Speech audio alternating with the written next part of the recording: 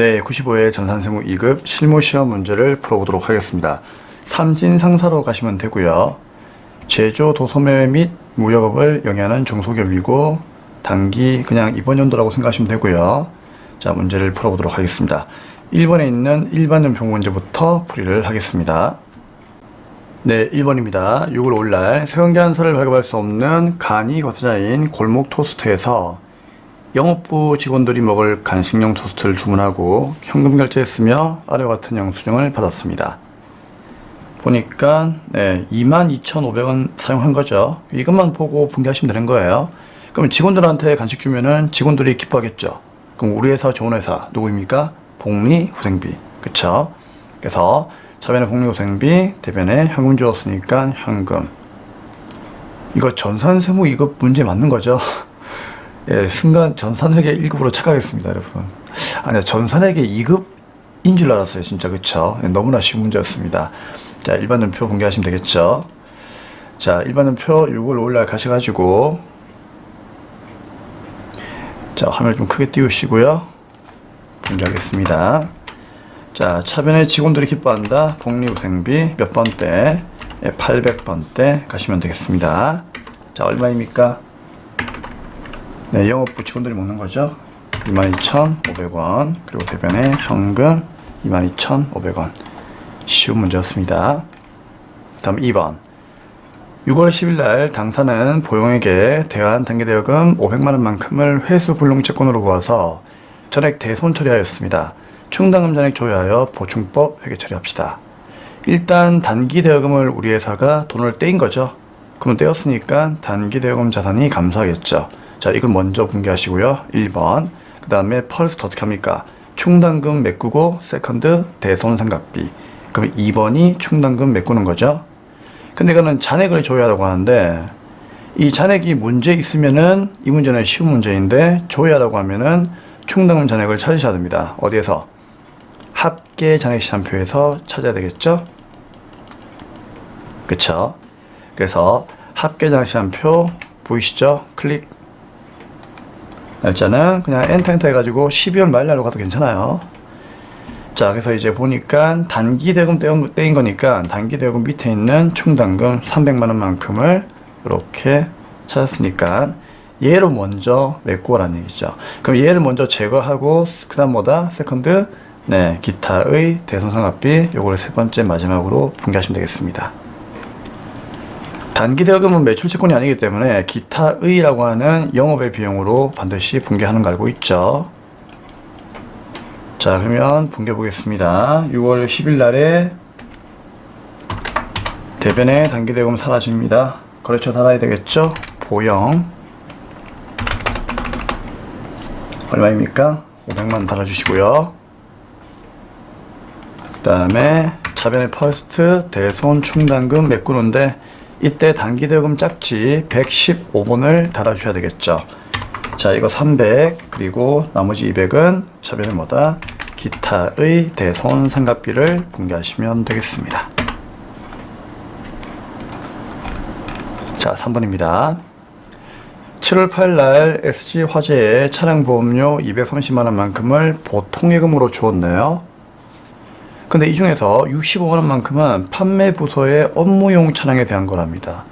그쵸? 그럼 이거는 이제 800번대 보험료로 분개하시면 되는 거고요. 그쵸? 그 다음에 나머지는 제조부의 차량에 대한 보험료입니다. 그럼 이건 당연히 500번대 보험료로 분개하시면 되겠죠. 문제가 왜 이렇게 쉽죠? 그쵸? 네.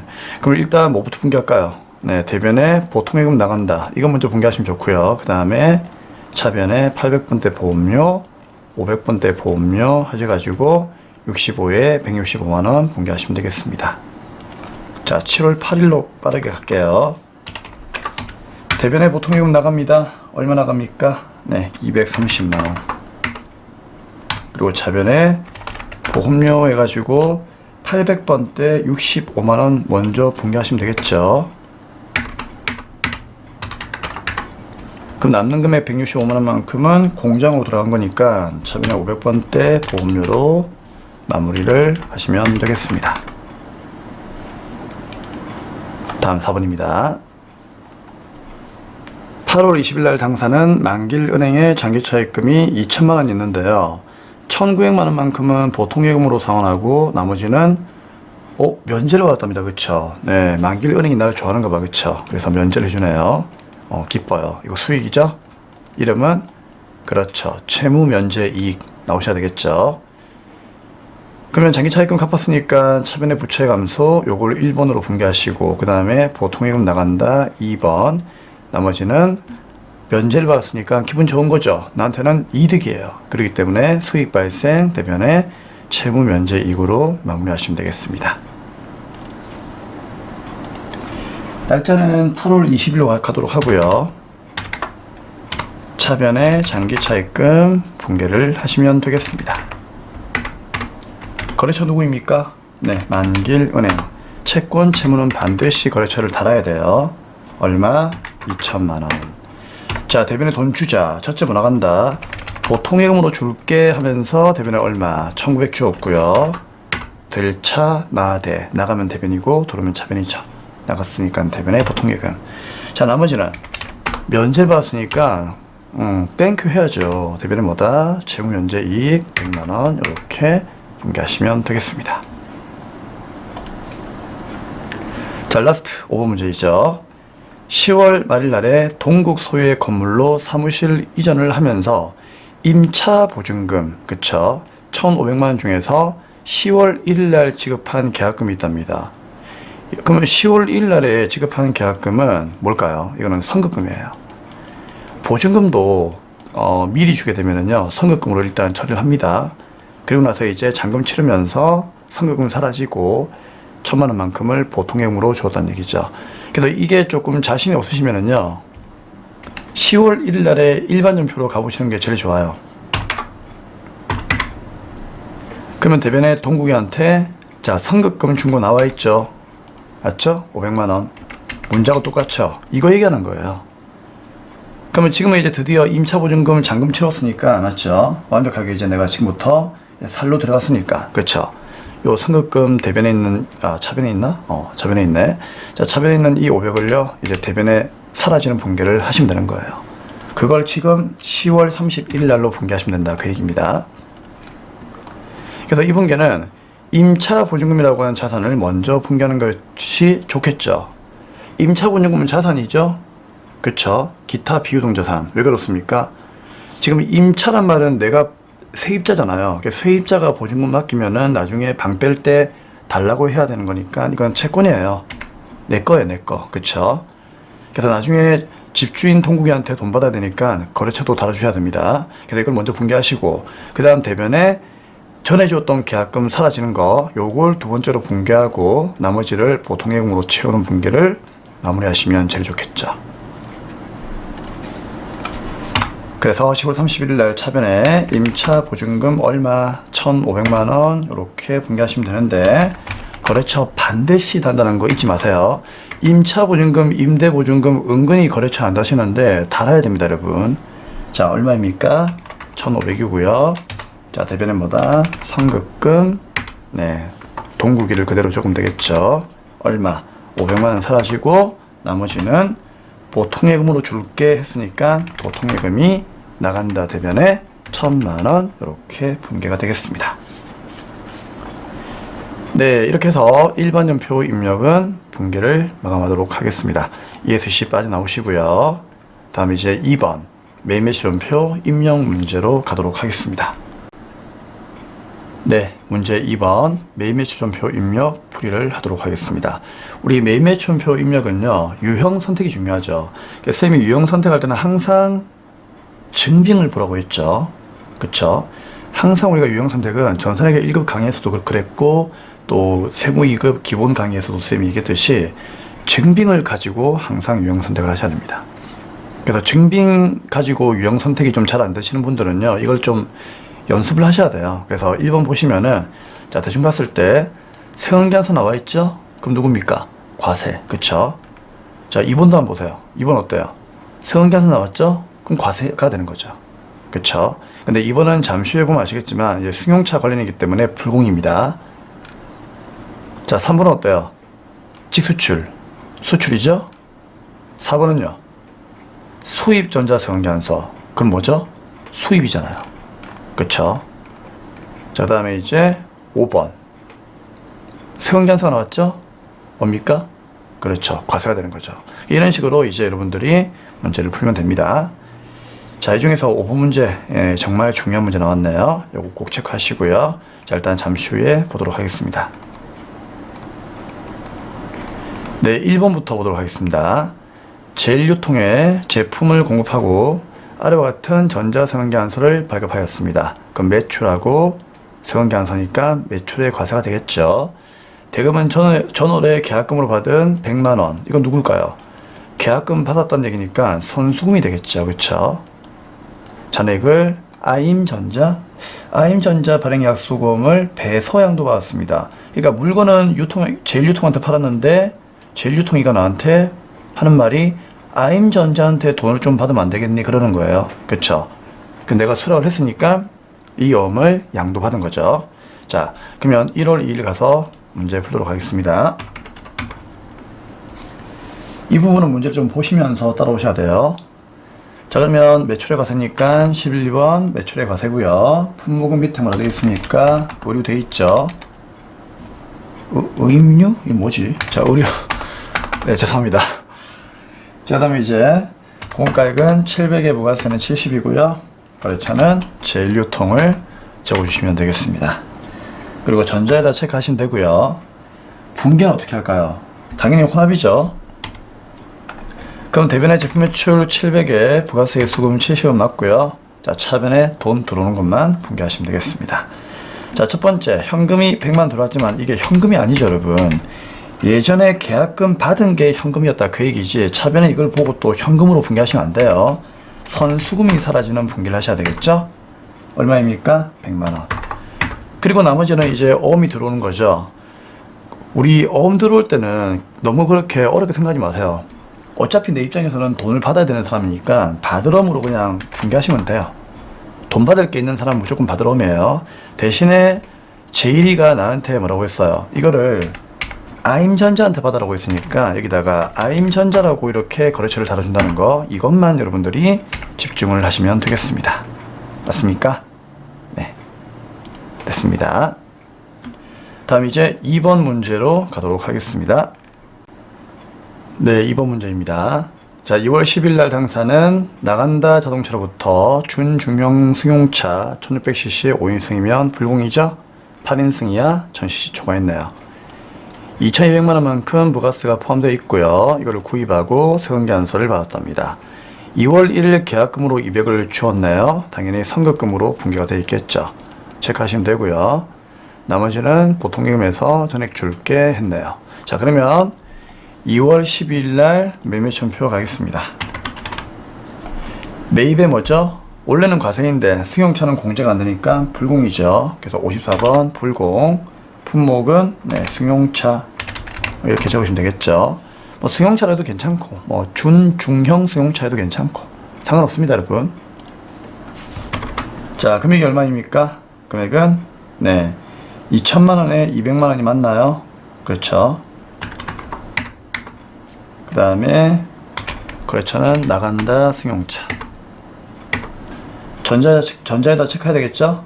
1번. 분계는 어떻게 할까요? 혼합으로 가야 되겠죠? 아, 참, 이거 불공제 사유, 그렇죠? 이거 F2 누르고 네, 비영업용 승용차 클릭해야 되겠죠? 자, 분계는 혼합으로 가시고요. 차변에 내가 구입한 건 원재료 아닙니다. 차량 운반구로 구입하시면 되겠죠?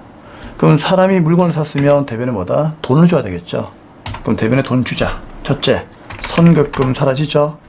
방금 쌤이 체크했습니다. 얼마? 200이 사라지고요. 나머지는 보통요금으로 주었으니까 대변에 보통요금이 나갑니다. 그래서 이 매매천표는요, 항상 물건을 구입하게 되면은 돈을 주면 되고요. 물건을 팔게 되면은 돈을 받으면 돼요. 그래서 돈 주고 돈 받는 거, 이 정도에 대한 내용만 잘 분개하시면은 그렇게 어려운 내용이 아닙니다. 자, 이제 3번 문제 보겠습니다. 3월 5일 날 중국 샤오밍사의, 샤오밍이 아니죠. 야오밍이죠. 그쵸? 네, 샤오미 어디서 많이 들어봤는데. 자, 아무튼, 네, 야오밍사의 제품 5,000개를 개당 100위안에 100위안입니다. 직수출하고 수출 신고일은 쌤이 무조건 무시하라고 했죠. 자, 선적일이 우리한테는 중요한 겁니다. 자, 선적일은 3월 5일이고요. 수출 대금은 3월 말날에 받기로 하겠습니다. 수출과 관련된 내용은 다음과 같습니다. 수출 신고 번호는 고려하지 말고요. 자, 3월 3일날 신고일자에 환율은 필요 없습니다. 그렇죠? 자, 우리 부가세법의 공급 시기는 선적일이고, 그리고 과세 표준도 어떻게 하죠? 선적일에 기준 환율로 무조건 구하는 거죠. 그렇기 때문에 이거 보시면 되는 겁니다. 아시겠죠? 근데 혹시나 이전에 환가한 경우는요, 환가한 날의 금액으로 과세 표준을 결정하시면 됩니다. 근데 환가했단 말이 없기 때문에 그냥 이렇게 문제를 풀면 되는 거예요. 자, 그러면 3월 5일로 가겠습니다. 자, 매출의 수출이니까 수출 몇 번? 네, 16번 가시면 되겠죠. 품목은 누굽니까? 네, 제품을 팔았고요. 수량은 5,000개죠. 근데 개당 100위안이니까 한 개가 중국 돈으로 100위안이잖아요. 그쵸? 그럼 이걸 어떻게 한다? 1위안당 171원이니까 선적일의 환율로 곱하면 되는 거예요. 그러면 17,100원이라는 얘기잖아요. 그쵸? 17,100원이니까 공과액은 8,550만원에 0원 나오는 거죠. 거래처는 야오밍사라고 적으시면 되고요. 그리고 엔터 치고 영설 구분은 F2 누르고 다이렉트로 수출했으니까 직수출, 신고번호 무시하고 분계는 어떻게 할까요? 분계는 보니까 외상이네요. 그쵸? 3월 말날 받기로 하였다. 그럼 외상이니까 2번 전액 외상. 그러면 알아서 제품 매출, 외상 매출금 이렇게 분계를 해줍니다. 자, 그리고 이 3번 문제는 별표 하나 해주시고요. 이번 시험에 또 나옵니다. 아시겠죠? 왜 그런가 하면은 우리 세무 2급하고 전산회계 1급이 요즘에 환율 문제가 상당히 잘 나옵니다. 워낙 이제 우리나라가 이제 수출로 먹고 사는 기업이다 보니까 그만큼 이제 외화가 중요한 내용으로 자리 잡고 있습니다. 그래서 외화는 무조건 공부하셔야 돼요. 네, 다음은 4번 문제 보겠습니다. 3월 27일 날 직원들의 외근에 사용하기 위하여 매입세 공제가 가능한 승합차를 미국으로부터 인천세관을 통하여 수입을 하고 수입 동그라미 수입전자승항기한서를 수취했습니다. 자, 이게 승합차라고 되어 있죠. 승합차는 공제가 됩니다, 여러분. 그리고 부가세와 함께 통관수수료 30만원만큼을 보통예금으로 주었습니다. 자, 통관수수료 별표. 부가세와 통관수수료에 대해서만 회계 처리하도록 한다. 우리 수입 문제 나오면은요, 첫 번째 거래처는 무조건 누구이다? 세관으로 등록하라고 했죠. 그다음 두 번째요, 부가가치세 분계만 합니다. 그렇죠? 근데 이런 경우는 이제 통관수수료 나왔는데 통관수수료도 여러분들 분계하시면 돼요. 이건 왜 그런가 하면은 통관수수료는 아무튼 지금 주는 거기 때문에 이것도 분계하셔야 됩니다. 아시겠죠? 그래서 이 통관수수료는 그냥 이 승용차의, 승용차가 아니죠. 승합차의 원가에다가 포함시키면 됩니다. 문제 풀겠습니다. 그러면 3월 27일 날에 자, 유형 선택은 매입의 수입이죠. 몇 번? 55번이고요. 품목은 미국산 승합차. 그 다음에 금액은 4천만원에 400만 되는 거고요. 거래처는 무조건 누구라고요? 세관입니다. 인천 세관을 적으셔야 됩니다. 알고 있죠? 전자 체크하고 분계는 어떻게 합니까? 분계는 일단 혼합으로 가세요. 왜 그런가 하면 부가세금은 400만원이 맞죠? 근데 대변에 보통예금으로 이체를 했죠? 근데 보통예금이 얼마나 나갔습니까? 400만원이 아니고 400에다가 통관수수료 30 얹어가지고 430 나간 거예요. 그래서 부가세만 주었다면 부가세만 분계하면 되는데, 그쵸? 통관수수료 나왔으니까 그 통관수수료도 분계를 해야 돼요. 근데 수입도 결국 매입이잖아요. 그쵸? 그럼 매입 시에 들어간 수수료는 매입 시의 비용이니까 매입하는 물건의 원가에다가 포함을 하면 되겠죠. 근데 매입하는 물건이 누구입니까? 자동차니까 차량 운반구에다가 포함을 하시면 된다. 그 얘기였습니다. 네, 됐습니다. 다음은 5번 문제입니다. 자, 이 중요한 문제이죠. 별표. 문제 보겠습니다.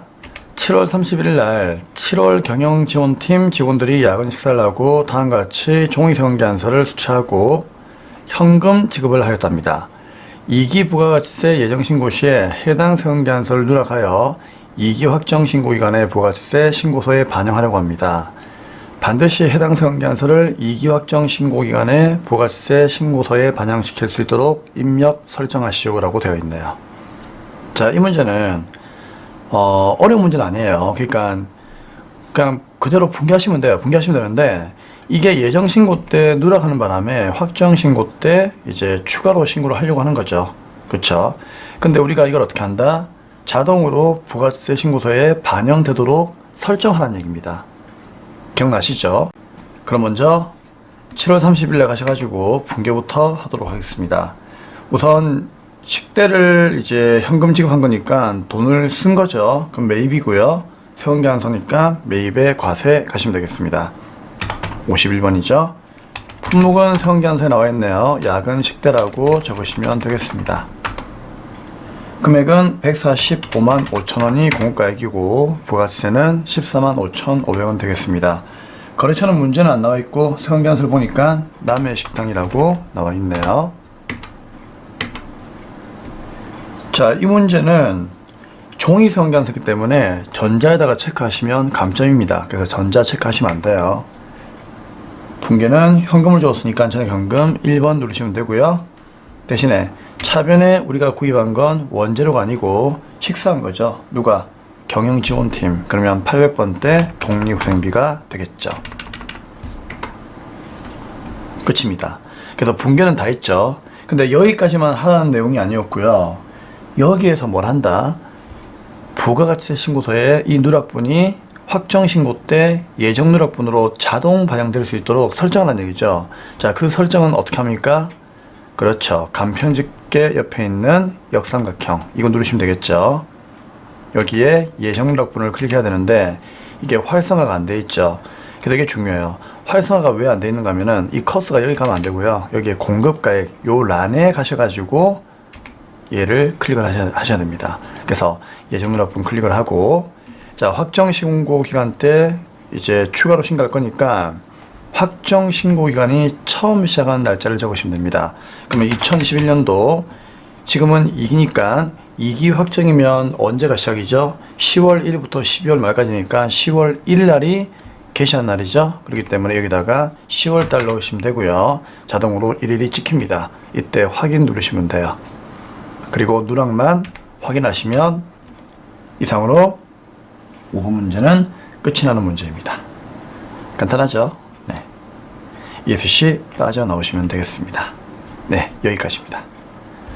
근데 이렇게 하면 이제 어떻게 되느냐를 물어보시는 분들이 있는데 당연하죠. 부가세 가셔가지고요. 부가세 신고서 클릭한 다음에 여기에 이각정 10월부터 12월 말까지 놓으시면은 매입세액의 예정 누락분 있죠. 방금 입력했던 요 145만 5천원에 14만 5,500원이 요렇게 네, 자동으로 이렇게 반영이 됩니다. 그쵸? 그래서 이런 내용까지 설정을 해달라 그 얘기였습니다. 자, 이거는 전혀 하지 않겠습니다. 우리 문제에서 요구하는 내용이 아니기 때문입니다. 여기까지만 보시면 되겠습니다. 네, 이상으로 매입매천표 입력은 마감을 하도록 하겠습니다. 자, 그러면 다음은 이제 전산세무 2급 재무회계 문제를 풀고 있으니까 결산으로 바로 가도록 하겠습니다. 네, 다음은 결산 문제입니다. 문제 4번이죠. 자, 우리 결산 문제는 수동과 자동 결산을 먼저 분류하고요. 수동은 직접 분개하시면 되고 자동 결산은 금액만 입력하시면 알아서 분개를 해주죠. 자동 결산 5가지, 기말재고, 대손, 감가, 퇴직금, 법인세 체크부터 하도록 하겠습니다. 자, 1번입니다. 1번은 수동 분개입니다. 2번도 수동이고요. 3번도 수동입니다. 4번은 자동이죠. 키워드는 감가죠. 그래서 4번까지가 결산 문제예요. 왜냐하면 5번 문제는 여러분들 이거 이익잉여금 처분에 대한 문제이죠. 그쵸? 그래서 이 문제는 결산 다 하고 나서 마지막에 풀이하는 문제입니다. 1년에 한두 번 정도 나오기 때문에 이 문제도 중요한 문제입니다. 자, 그러면 4번까지 먼저 분계 문제를 풀고요. 5번 문제는 마지막에 풀어보도록 하겠습니다.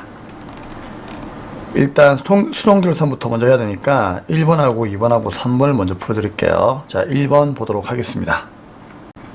네, 1번 문제는 당사가 보유한 유가증권이 단기매매증권이죠. 내용은 다음과 같고요. 자료 이외의 다른 유가증권은 없고 단기 중에 처분은 없었다라고 가정하겠습니다. 자, 그럼 보니까 취득 금액이 있는데 취득을 언제 했습니까? 20년이라는 얘기는 작년에 했다는 얘기잖아요. 근데 지금은 이제 2021년도니까 작년에 취득해가지고 이번 연도까지 계속 가지고 있으니까 또 평가하겠다는 얘기죠. 자, 그럼 여러분들 이거 아시죠? 우리가 이 취득을요, 예를 들어서 요때가 20년이고 요때가 21년이면은 취득을 이때 우리가 500에 했다는 얘기잖아요. 그쵸? 5만 적을게요. 근데 12월 말날에 그리고 어떻게 했다? 정기에 평가를 700에 평가했죠. 근데 지금 현재 우리가 처분한 게 아니고 계속 가지고 있으니까 21년도 12월 말날에 또 평가한다는 얘기예요. 그쵸? 요때 950만 원이다 그 얘기죠. 9.5. 그러면 얘는 이제 누구랑 비교해야 되느냐?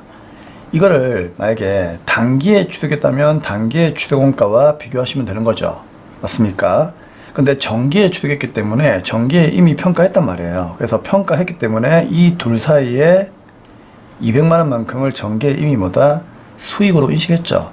그럼 수익으로 인식했으니까 그 수익까지 또 수익으로 넣을 필요는 없어요. 그렇기 때문에 항상 단기에 평가할 때는요, 직전 연도에 취득했다. 그러면 직전 연도에 언제? 그렇죠. 결산. 2020년도 결산이죠. 직전 연도의 결산 때의 공정가치인 700과 비교를 해야 됩니다. 그래서 얼마가 증가했습니까? 250이 증가한 거잖아요. 그래서 단기매매증권 올랐으니까 이익 난 거죠. 그래서 대변에 단기매매증권 평가이익이 1번 수익 발생 250이고요. 그만큼 차변에 2번 자산이 증가했으니까 단기매매증권 250으로 분개하시면 되는 겁니다. 간단하죠? 그래서 항상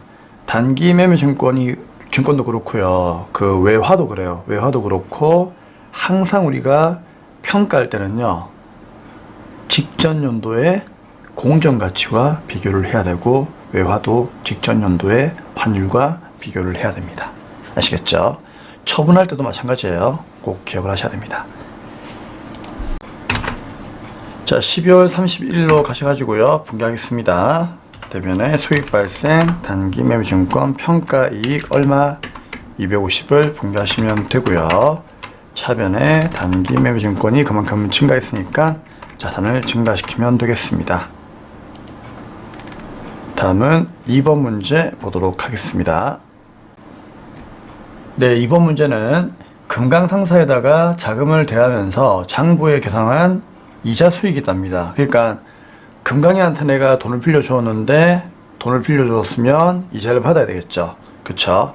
그 이자를 대변에다가 이자 수익으로 분개했다 그 얘기예요. 자, 쌤 이거는 좀 간단하게 좀 설명드릴게요. 그럼 대변에 이자 수익 분개했겠죠. 근데 이게 23만 원이 아니고요, 이자 수익 중이라 돼 있잖아요. 그럼 대변에 이자 수익이 있다는 얘기인데 이게 얼마인지는 몰라요. 아시겠죠? 얼마인지는 몰라요. 얼마인지는 모르겠고 아무튼 이렇게 분개해놨는데 그러면 그만큼 이제 차변은 뭐다? 현금 들어왔겠죠? 만약에 여러분들이 이 이자 수익의 금액을 정확히 알고 싶다. 그럼 어떻게 하면 될까요? 합계장시한표 가시면 돼요. 합계장시한표 가셔가지고 12월 말일날로 가시면 이자 수익이 보일 겁니다. 자, 밑에 쭉 내려가시면은 대변의 이자 수익이 92만 돼 있죠. 이거 의미하는 거예요. 그쵸? 근데 이 문제 풀 때는 굳이 이 92만원을 볼 필요는 없습니다. 아시겠습니까? 근데 쌤이 굳이 얘기하자면은 92만원만큼을 이렇게 처리해 놓았다는 얘기죠. 그러니까 요 이자 수익 중이 바로 92만원을 의미하는 거예요. 그쵸? 근데 이 92만원 중에서 얼마? 23만원만큼은 차기 내년도에 해당하는 금액이다 그 얘기예요. 이해하시겠습니까? 그래서 이 금액은 92만원이지만 뭐 1억이 되었던 2억이 되었던 뭐 100원이 되었던 상관이 없어요. 아시겠죠? 아무튼 이 중에서 23만원만큼은 단기분이 아니라 내년 거니까는 어떻게 하자는 얘기입니까? 그렇죠. 이자 수익이라고 하는 수익을 취소하면 되는 거예요. 단기 게 아니니까. 그렇죠. 그래서 차변은 뭡니까? 이자 수익이 23만 원만큼 취소가 되는 거죠. 그래서 분계가 이렇게 나오는 겁니다. 이게 정답이에요. 그럼 차변의 이자 수익을 23만 원만큼 그렇죠. 취소해버리고 그럼 얘는 어떻게 할까요? 얘가 대변에 분계되어 있다는 얘기는 돈을 받았으니까 분계가 되어 있겠죠. 그럼 이거는 뭐다? 내년 거를 미리 받은 거니까 결국 선수 수익으로 분계하면 된다. 그 얘기입니다. 그러면 12월 말날에 분계하겠습니다. 차변의 이자 수익을 취소해야 되겠죠? 얼마? 23만원. 왜? 내년 거니까. 그럼 너는 뭐다? 내년 거를 미리 받은 거니까 차변의 선수 수익으로 분계하자. 그 얘기예요. 23만원이 정답이 되겠습니다. 자, 다음은 이제 3번 문제를 보도록 하겠습니다. 3번은 2021년도 10월 1일 날에 미국의 CVS로부터 10만 달러만큼을 2년 후에 상환하는 조건으로 차입하겠습니다. 그러면 장기 차입금이죠. 환율 정보가 다음과 같을 때 결산 분기를 하시오. 외화 장기 차입금으로 회계 처리하라는 얘기는 외화 장기 차입금으로 분계하라는 얘기죠. 그리고 거래처 코드를 기재하기로 한다. 당연히 이거는 기재하는 거니까 그냥 평소에 하던 대로 하시면 되겠습니다. 그러면 현재 우리 장부에는 어떻게 분계되어 있을까요? 10만 달러가 10월 1일 날 빌려왔으니까 이때 환율을 적용해야 되겠죠. 그러면 10만 달러 곱하기 얼마? 1100 하면은 1억 1000이 장부에 기록되어 있다는 얘기죠. 자, 그래서 쌤이 자, 장부 북밸류라고 할게요. 자, 장부에는 얼마? 1억 1000이 기록이 되어 있다. 그 얘기예요. 괜찮죠? 근데 결산 때 평가해 보니까 요 10만 달러가 1달러에 얼마? 1050원 되었죠? 그쵸? 그럼 이거 얼마입니까? 1억 500이죠. 그럼 평가를 해 보니까 기말에 평가해 보니까 1억 500 되었다는 얘기예요. 1억 500. 자, 글자가 잘 안 써진다. 그쵸? 알아볼 수 있겠죠? 네. 그러면 장부에는 1억 1000을 갚아야 된다. 그 얘기인데 지금 평가해 보니까 1억 500이죠. 그러면은 갚아야 할 돈이 줄었죠. 부채가 감소하면 좋은 거잖아. 그쵸? 그래서 이익이니까 대변에 외화 환산 이익이 500만 원만큼 발생하겠죠. 요게 1번이고요. 그럼 그만큼 갚아야 할 돈이 줄었으니까 우리 회사 분위기 좋겠죠. 그래서 차변에 외화 장기 차입금 부채를 감소시키면 되는 겁니다. 그래서 이렇게 이제 환율이 내려가지고 부채가 감소하게 되면은요, 그만큼 우리한테 이득이 되는 거니까 외화환산 이익으로 분계하시면 되겠습니다. 자, 그러면 대변에 외화환산 이익으로 분계하시면 되고요. 500만원. 차변에 외화 장기 차입금 이렇게 분계를 하시면 되겠습니다. 거래처는 C만 적으시면 나옵니다. 그러면 CVS 엔터. 이상으로 3번까지 투동 결산은 마감을 하였습니다. 자, 그러면 이제 4번의 자동 결산 가도록 하겠습니다. 네, 4번은 감가상각인데요. 자, 이건 어차피 계정 과목에다가 금액만 넣어주면 되는 거죠. 그래서 영업부는 이제 판매비와 관리비에, 공장은 경비에 가셔가지고 일반 감가상각비에다가 입력하시면 되겠습니다. 결산자료 입력 띄우시고요. 엔터 누르면 자동으로 들어오죠. 자, 이때 판매비와 관리비에 가셔가지고요. 감가상각비에 첫 번째 누굽니까? 차량 운반구가 영업부 거니까 얼마? 200 넣어주시면 되고, 그 다음에 공구와 기구하고 기장치는 경비에 있는 일반 감가상각비에 입력하시면 되겠죠. 공구와 기구는 60만원, 기계장치는 1200이죠. 다 했으니까 좌측 상단에 전표 추가 누르시고 확인, 결산 분계 완료 확인하시면 되겠습니다. 네, 이렇게 해서 4번까지 결산과 관련된 내용은 이제 끝이 났고요. 5번 하나가 남아 있는데 이 5번 문제는 이제 결산 문제라기보다는 잉여금 처분계약서 작성 문제이죠. 자, 이 문제를 풀어보겠습니다.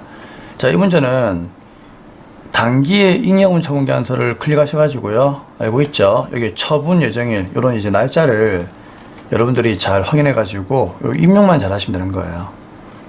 자, 그래서 입력할 건데, 자, 우선 자, 일반인표하고 이제 결산 관련 내용들은 다 끄면 되고요. 자, 익명금 처분계산서는 결산 재무제표에 여기 있는 이 메뉴를 클릭을 하셔야 되겠죠. 그리고 문제를 봐주시면 되겠습니다. 자, 먼저 처분 예정일 입력해야 되는데 2022년 0315 돼 있죠. 그대로 적으시면 되고, 그 다음에 전기 처분 확정일이 2021년 2월 28일 돼 있으니까, 자, 이것도 입력해야 되는데 입력이 잘 돼 있으니까 그냥 확인만 하면 되겠죠. 그쵸? 확인하시면 되고, 그 다음에 입력되어 있는 이런 내용들은 무시하세요. 자, 이거는 그대로 놔두시면 되고요. 일단 단기 걸 입력하겠습니다. 자, 단계 보니까 다른 건 모르겠고, 자, 처분 내역은 이제 박스를 봐야 되겠죠. 보통주 현금 배당에 있죠. 자, 보통주 현금 배당 어디 가면 될까요? 예, 현금 배당으로 가시면 되겠죠. 그럼 현금 배당에다가 여기에 입력을 하시면 되겠습니다. 얼마입니까? 네, 2천만원 입력하시면 되겠습니다. 참고로 이게 보통주라 되어 있으니까 여기 보통주 있죠. 여기에다가 입력을 하시는데 여기다가 입력하시면 안 됩니다. 왜 그런가 하면 이거는 주당 현금 배당을 입력하는 곳이기 때문에 여기다가 입력하는 게 아니라 여기에다가 입력을 해야 됩니다. 보통주라 되어 있더라도 무조건 미지급 배당금 여기다가 입력을 하세요. 자, 주식 배당 마찬가지입니다. 보통주 주식 배당 되어 있는데 이것도 당연히 주식 배당란, 미교부 주식 배당금 이 란에다가 분개를 하셔야 됩니다.